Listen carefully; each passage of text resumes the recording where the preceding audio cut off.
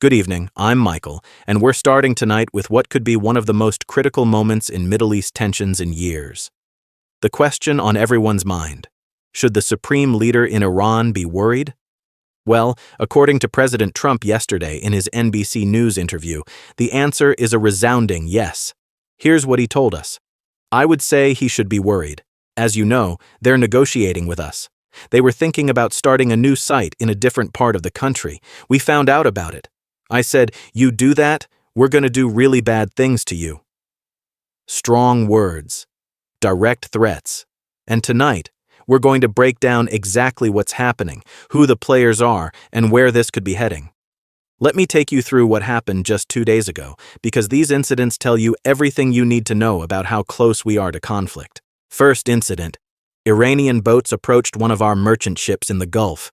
They told our vessel to pull over, said they were going to board it. But here's what happened. Our captain hit the gas, went faster, and you know what they got? Naval relief. American warships responded, pushed that Iranian boat away. Message sent, message received. But it didn't stop there. Second incident: Iran sent a drone toward the USS Abraham Lincoln. Not just any drone, a one-way suicide drone. It wasn't coming back. It was heading straight for our carrier. We knocked it out of the sky before it could reach its target. Now, what was the point of that? Why would Iran provoke us like this, especially when they're about to sit down for negotiations? That's the critical question we need to answer. Let's talk about who the players are in this region, because it's complicated, and understanding the landscape is critical to understanding what comes next. There are talks scheduled in Oman, bilateral talks, just Iran and the United States. Originally, this meeting was supposed to take place in Turkey, and it was going to include Egypt, the UAE, and Saudi Arabia. Saudi Arabia, by the way, is a major rival of Iran in the region. But here's what's interesting. All these countries, Egypt, UAE, Saudi Arabia, they've made it clear, at least publicly, that they don't think we should be taking military action right now. They want us to go slowly. They want diplomacy. They want talks. And those talks? They're supposed to be about one thing: Iran's nuclear program. Now, I don't think that's acceptable, and I don't think the Trump administration thinks that's acceptable either, because Iran's nuclear program is just one piece of a much larger puzzle. What about their ballistic missiles? What about their support for terrorist organizations and proxy militias across the region? What about the way they treat their own people? If we're only talking about nuclear enrichment, we're missing the bigger picture. So let's talk about what's really at stake here. We've bolstered up our defensive platforms across the region. Some of the potential targets for Iranian retaliation could be our bases in Qatar, our presence in Iraq among the militia groups there. The president mentioned C-130s are positioned for potential rescue operations. The question is, are our assets in place? Are Israeli assets in place? And more importantly, what happens if these talks fail? We've been watching military aircraft flying over the region. There are reports that Patriot missile defense systems are now in place. The naval aspect is critically important. Iran's greatest weapon is still the Strait of Hormuz. They believe that if the U.S. attacks and they can shut down the strait, even temporarily, they can drive oil prices up to $150, $200 a barrel. At that point, they think President Trump will have to pull back because of the economic impact. So what's happening in the strait and with our Navy is critical right now. Iran is prepared to respond by attacking U.S. bases in the region. But I think the U.S. is prepared for that. Israel is prepared for that. Here's what Secretary of State Marco Rubio said yesterday about what needs to be included in these talks if they're going to lead to something meaningful. Look, I think in order for talks to actually lead to something meaningful, they will have to include certain things. That includes the range of their ballistic missiles. That includes their sponsorship of terrorist organizations and the treatment of their own people. The treatment of their own people. Now that's something we need to talk about, because the Iranian regime has shown they don't care about their own citizens. During the protests over the last few years, they mowed down demonstrators in the streets. Estimates range from 30,000 to 50,000 people killed in cold blood by their own government. So when Secretary Rubio talks about including human rights in these discussions, I think it's important. But does the regime care? History says no.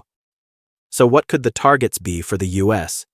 If talks fail and military action is on the table, where would we aim? That's the critical question. I've been hearing from sources that people inside Iran say the protest movement is not finished. They don't know how to topple the regime on their own. They are praying for the US to help. The big question is, how do you get rid of this government? Perhaps as a dramatic move, you could take out the Ayatollah, but the IRGC, the Islamic Revolutionary Guard Corps, is spread across a country the size of Iran, which has 90 million people.